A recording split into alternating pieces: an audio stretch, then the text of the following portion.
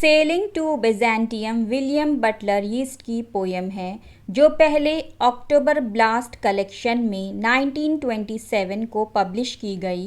उसके बाद दोबारा से 1928 को द टावर कलेक्शन में पब्लिश की गई। इस पोयम में 4 स्टैंजाज है जिसमें ओटोवा राइमा यानी 8 लाइन्स हैं। Rhyme scheme A B A B A B C C है। इस पोयम में बिजेंटियम जो कि मेटाफर है स्पिरिचुअल जर्नी का, यानी ये पोयम स्पिरिचुअल जर्नी पर लिखी गई है। विलियम बटलर यीस्ट ने एक्सप्लोर किया है अपने थॉट्स को कि किस तरह से इमॉर्टैलिटी यानी अमरता, आर्ट और ह्यूमन सोल एक जगह मिल सकते हैं यानी कन्वर्ज हो सकते हैं। अपने थॉट्स यानी सोच को बयान करने के लिए यीस्ट ने बहुत सारे पोएटिक टेक्निक्स को इस्तेमाल किया है इस पोयम में। सेलिंग टू बिजेंटियम में पोएट एक्चुअल में बिजेंटियम नहीं गया है बल्कि अपने सोच के ज़रिए वहाँ ट्रैवल किया है। ये पोयम एक मेटाफोरिकल जर्नी है जिसमें पोएट ने एटर्नल लाइफ और पैराडाइज को अपने नज़रिए से बताया है। That means poet is pursuing his own vision of eternal life as well as his conception of paradise. Poet William Butler Yeats जो एक elderly individual है, एक बूढ़ा आदमी है, उसने अपने फर्स्ट स्टैंजा में कहा है कि इस दुनिया में बूढ़े लोगों के लिए कोई जगह नहीं है। फिर पोएट ने इस स्टैंजा में इमेजेस बताए हैं जवान लोगों के जो एक दूसरे की बाहों में बाहें डाले हुए हैं, और बर्ड्स को बताया है जो ट्रीज़ पर चहचहा रही हैं, गाने गा रही हैं, और दूसरे एनिमल्स का भी जिक्र किया है जैसे फ़िश, फ्लैश फाउल।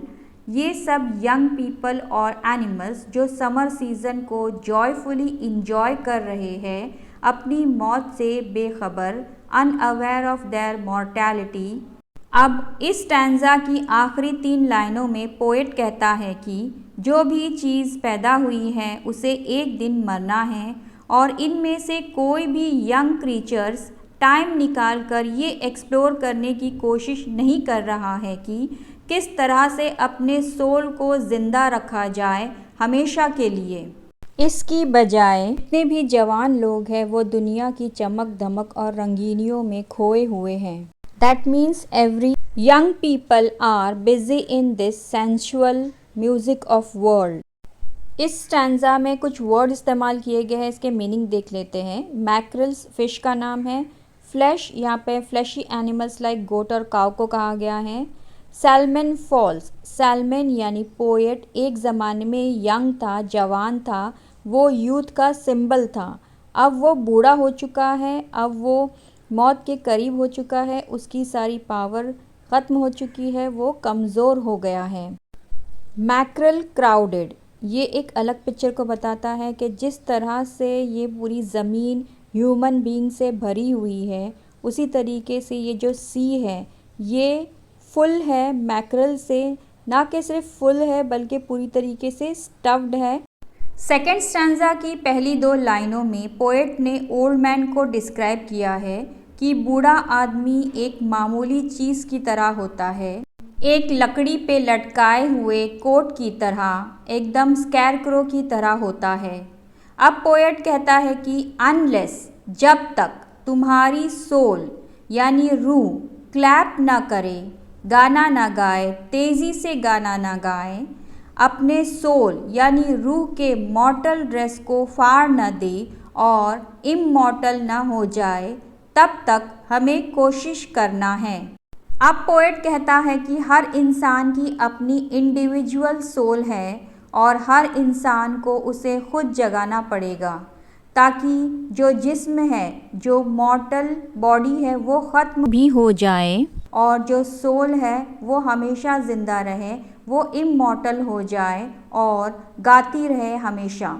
फिर पोएट कहता है कि ऐसी कोई सिंगिंग स्कूल नहीं है जो आत्मा को हमेशा सिंग करना सिखा सके।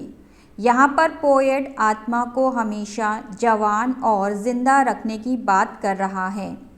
जो कि हर इंसान को ये खुद से करना पड़ेगा।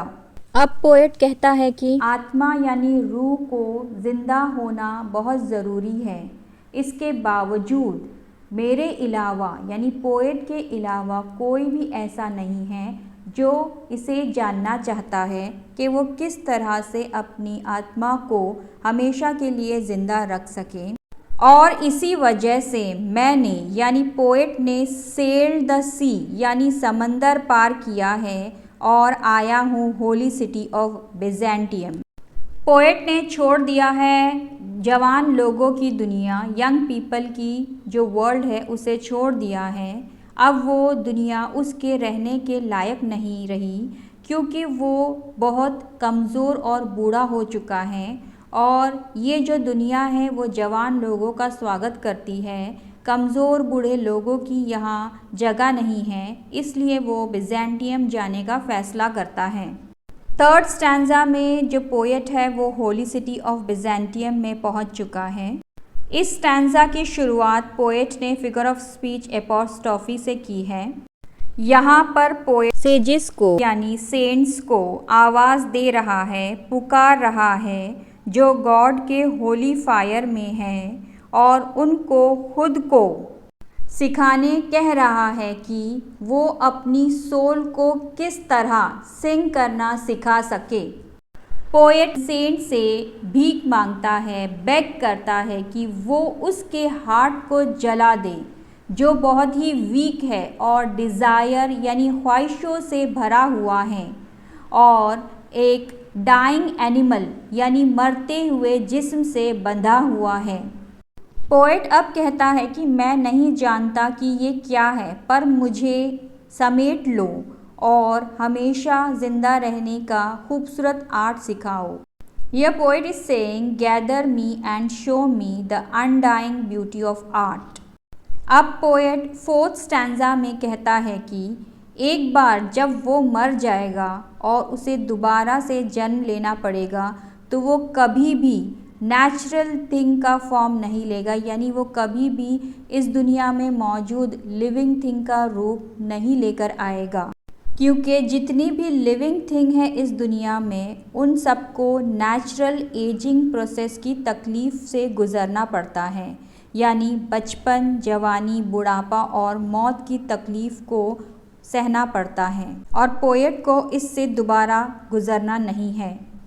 वो बनना चाहेगा इमॉर्टल और ब्यूटीफुल पीस ऑफ आर्ट, जैसे गोल्ड बर्ड जो ग्रीक के गोल्ड स्मिथ बनाते हैं, जिसे एम्परर के महल में रखा जाता है सजावट के लिए, या ऐसी गोल्ड की बर्ड जो गोल्ड के ट्री पर गाने गाने के लिए रखी जाती है बिजेंटियम में लॉर्ड और लेडीज़ यानी गॉड और गॉडेस के एंटरटेनमेंट के लिए, so that he can avoid the cycle of life and death. Let's quickly revise this poem in 4 points. पहले स्टैंजा में द वर्ल्ड ऑफ यंग यानी जवान लोगों की दुनिया को डिस्क्राइब किया है। सेकेंड स्टैंजा में बताया गया है कि पोएट को क्यों ट्रैवल करना है एंशियंट सिटी ऑफ बिजेंटियम की तरफ। थर्ड स्टैंजा में बताया गया है कि पोएट को क्या मिला बिजेंटियम में और उसने सेजेस यानी सेंट से क्या कहा। चौथे स्टैंजा यानी लास्ट स्टैंजा में बताया गया है कि पोएट मरकर दोबारा जिंदा होने के बाद क्या बनना चाहता है।